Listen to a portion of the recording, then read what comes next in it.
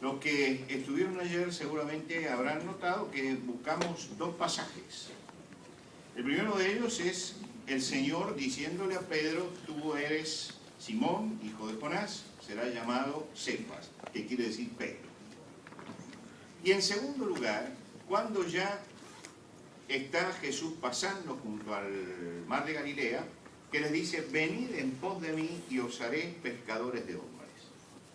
Ahora vamos a comparar estos dos llamados.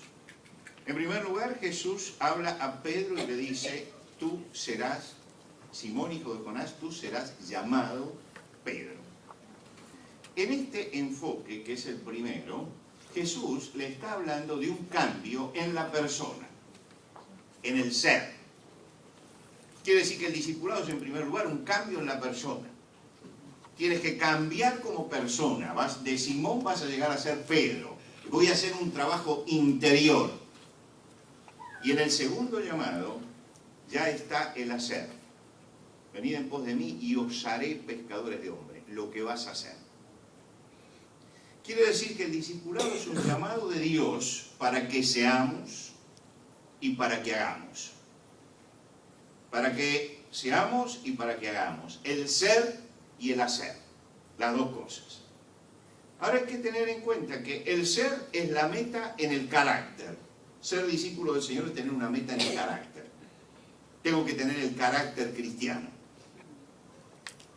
El hacer es el servicio. Tengo que hacer la obra de Dios. Quiere decir que ya en los dos primeros encuentros de Jesús con Pedro, Él le marcó las bases del discipulado. Que ser discípulo es, hay que tener una meta en el carácter y hay que tener una meta en el servicio. En los dos encuentros ya le marcó eso. Quiere decir que Dios quiere trabajar en nuestro carácter y quiere trabajar también en nuestro servicio. La importancia del ser y la importancia del hacer. Ahora fíjense que cuando nosotros nos convertimos al Señor, enseguida queremos hacer. Hacer. Pero el Señor dice que hay que ser también. Y este ser y hacer es uno de los problemas más fuertes que tiene la Iglesia en este tiempo. Que estamos en una época de acción, una época proactiva. Todos quieren accionar. Que el sistema social es un sistema también que nos lleva a accionar. Pero muy pocos se están preocupando realmente por el ser. Fíjense ustedes, por ejemplo, Moisés, a los 40 años, nos dice Esteban en su discurso, en el discurso de Esteban se hace una biografía muy clara de Moisés, dice que a los 40 años él pensaba que sus hermanos comprendían que Dios les daría libertad por mano suya. A los 40 años. Quiere decir que en ese momento él ya sabía cuál era el hacer. Él sabía que Dios iba a dar libertad a su pueblo por mano suya. Sin embargo, acciona de acuerdo a su carácter, mata a un egipcio y Dios lo mandó 40 años al desierto. Y a los 80 años lo llamó. ¿Por qué? Porque una cosa es el hacer y otra cosa es el ser. Un hombre manejado por sus criterios humanos, lo ponemos al frente de un pueblo y hace un desastre. Entonces, este carácter hay que moldearlo. Porque si le vamos a dar mucha responsabilidad, tiene que tener un carácter determinado como para ser apto para esto. Moisés sabía hacia dónde lo quería Dios, pero no tenía el carácter. Entonces Dios lo mandó al desierto. Es como si usted agarra algo y lo manda al freezer. Moisés estuvo en el freezer 40 años, hasta que se enfrió. Se enfrió. Cuando salió estaba tan congelado que no quería hacer nada. Y dice: no, Señor, manda otro. Pero indudablemente después leemos, era el hombre más manso de la tierra. Lo define así: el hombre más manso de la tierra. Mató a un egipcio en un momento en que se le subió la sangre a la cabeza. Pero Dios transformó ese carácter. Entonces, mis hermanos, nosotros tenemos que entender que el Señor va a trabajar con el ser para llegar al hacer. ¿Cuál fue el trabajo que hizo con Pedro? Lo tuvo 3 años con él. Trabajó en el ser. Porque si dejamos a este Pedro del principio que haga un Pentecostés, hace un desastre. El fuego lo pone él, no el Espíritu Santo. Y se incendia todo. para que no incendiara todo. Lo tuvo 3 años, hasta que el carácter de Pedro se fue consolidando como el de un discípulo. Le mostró en primer lugar el señorío. ¿Ustedes se acuerdan? Después lo va a ir a buscar cuando no pescó nada y está lavando las redes. Y le dijo, bueno, ahora vete mar adentro y tira la red a la derecha. Y le mostró que él era señor de todas las cosas. Señor de todas las cosas. Le mostró la importancia de la fe. Podés caminar sobre el agua, pero si eres de poca fe te vas a hundir. Y se hundió y lo levantó. Pero le recalcó cuando lo levantó, hombre de poca fe, el problema de la fe. Le marcó el problema de la jactancia. Aunque todos te nieguen, yo no. Me negarás 3 veces, antes que el gallo cante.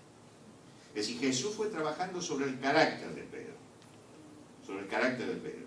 Era un hombre que tenía que admitir que Jesucristo era el Señor. Lo primero que hace es discutirle el señorío de Cristo. Él lo discute. Cuando el Señor le dice, echa la mano adentro, dice, Señor, hemos pescado durante toda la noche, no hemos sacado nada, pero bueno, te voy a conceder, en tu nombre voy a echar la red. Cuando sacó todos los peces se dio cuenta que Él era el Señor. ¿Se da cuenta? Es decir, empezó a trabajar sobre el carácter de este hombre. Y usted puede estudiar toda la vida de Pedro en los evangelios, y usted ve cómo Dios trabaja en el carácter de él. Él está permanentemente trabajando en el carácter de Pedro, le va mostrando, hasta que llega un momento que Pedro es derrotado. Simón es derrotado. Cuando llegamos al final del Evangelio de Juan, Jesús lo va a buscar a la orilla del mar de Galilea y él volvió a las redes, porque él se da cuenta de su indignidad. Él no es digno de este trabajo. Y entonces dijo, bueno, ya estás listo, ya estás listo. Le pasó lo mismo que a Jacob. Hay que quebrarle el tendón para que renguee, para que se dé cuenta que él es débil. Porque si no se da cuenta de la debilidad humana, en el servicio puede centrarse en su fortaleza y va a ser un desastre. Va a ser un desastre.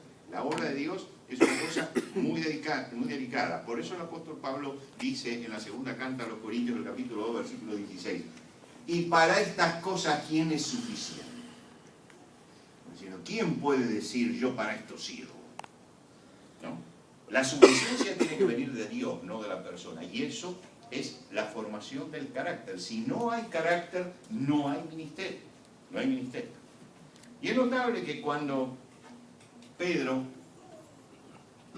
ve a Jesús como Señor, que es el primer encuentro después de estos dos que mencionamos, en el primero Dios le dice, vas a hacer esto en tu carácter. En el segundo dice, vas a hacer esto, vas a pecar hombres. Cuando él en el mar de Galilea se postra delante del Señor porque ve que la pesca ha sido milagrosa,